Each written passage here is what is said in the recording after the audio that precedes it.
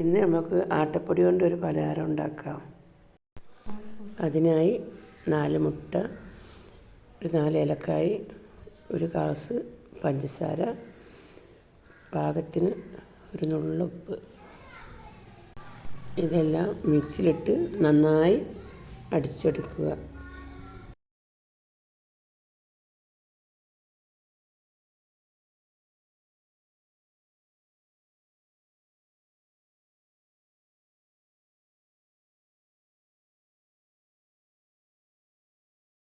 ഒരു പാത്രം എടുത്ത് 1.5 കപ്പ് ആട്ടപ്പൊടി അതിലേക്ക് നമ്മൾ തയ്യാറാക്കിയ മിക്സ് അതിലേക്ക് ഒഴിച്ച് പാകത്തിന് നല്ലവണ്ണം ഇളക്കി മൂടി വെച്ച് 1 മണിക്കൂർ വെയിറ്റ് ചെയ്യുക.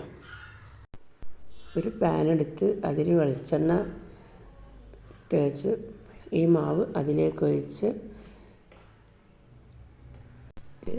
ഒരു പാന് വെച്ച് അത് ചൂടാകുന്നാൽ അതിൻ്റെ മേലെ നമ്മൾ ഈ പാന് വെച്ച് 5 മിനിറ്റ് ലോ ഫ്ലെയിമിൽ വെക്കാം. ഇപ്പോൾ നമ്മുടെ പലഹാരം ഇവിടെ തയ്യാറായിട്ടുണ്ട്.